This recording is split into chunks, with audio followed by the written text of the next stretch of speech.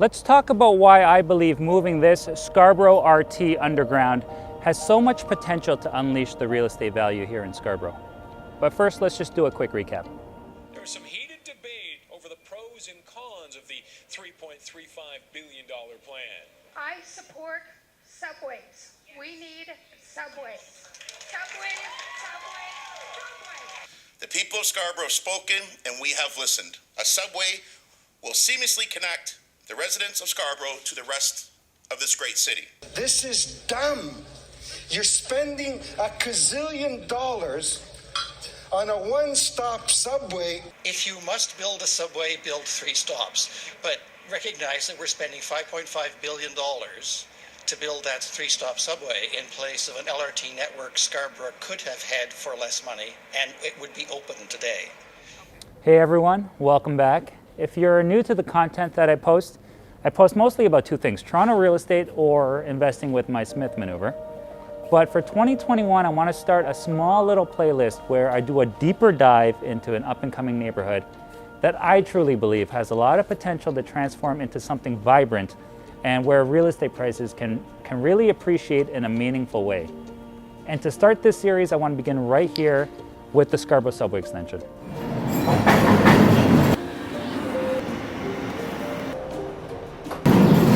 So this is the transit that's currently here. It's called the Scarborough RT that runs from Kennedy to McCowan. The RT stands for Rapid Transit. You can see from out the window it's not rapid, and it's loud and it's creaky. This needs to be replaced badly because it's been running over capacity now for the past decade, and it's nearing its end of useful life. So all of this is moving underground to become the new Scarborough subway extension. It's been debated so many times at City Council whether it should be an LRT or a subway, a one-stop subway, a 3-stop subway. But there's finally progress being made. This project is happening. This first became an interest of mine when Rob Ford made it a central part of his campaign. I campaigned on subways. I was the only one that stuck to my guns. The people of Scarborough said they wanted subways. Everybody went against me with LRTs. The province went against me. Council went against me. The chair of the TTC went against me. And I listened to the taxpayers in Scarborough. Scarborough said they wanted subways, and I said, mark my words, we're going to get subways. A lot more recently, Doug Ford and John Tory have been pushing for this project to go ahead to get on with the business of building this city. As you can see, transit like this doesn't inspire a lot of investment into the neighborhood. So here's the plan. 3 new underground stations at Lawrence and McCowan, Scarborough Town Centre, and Shepherd and McCowan. Target in-service date of 2029 to 2030. 105,000 daily riders expected on the new subway line, meaning a considerable amount of greenhouse gases removed from the roads. They have already sent out requests for proposals for the tunneling work. Metrolinx estimates 34,000 jobs will be within a 10-minute walk from these stations. And that's the opportunity here. There is so much land that has yet to reach its potential. Let's just focus here at Shepherd and McCowan, where this last stop is supposed to be. There is a Canadian Tire here that is mostly a parking lot. And just north of it is the old building that used to be Staples. There's a car dealership here that is on prime land because that proposed station exit is on this corner of the street. If we look at the amount of development that has taken place anywhere else a subway has been built, it's clear that developers will follow transit. There was once a complaint about the Shepherd line being underutilized when it was new, but you look at it today, and there are condos lining the entire street, from Yonge to Don Mills.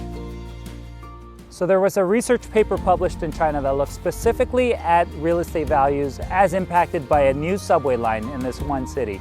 The mathematical modeling they used was too complex for me to understand, but the conclusions were simple enough. If I were to sum up their findings, basically, yeah, subway lines do add value to real estate. And finished subways added more value than planned subways. And the incremental value at the fringes of the city where the subway was connected to had more value increase than in the central core. Being near transit as an investor is a big deal. The way things are trending, I genuinely believe the next generation of young homeowners will have to make hard decisions about how affordable it is to own a car and a home at the same time. Definitely not a car for every adult in the home like it was when I was still living with my parents. What's interesting is how little I hear people talking about this subway, even within the communities that will directly benefit. Many people assume the last stop is going to be Scarborough Town Center. I myself assume this too. Maybe this part of Scarborough is still under the radar and deserves some attention if you're in the market. Again, if you like these types of videos, let me know in the comments. And if you have suggestions for neighborhoods that you think are up and coming, let me know as well. I'm going to stay up to date on the Scarborough subway extension, and I'll make periodic update videos. But for now, thanks for watching.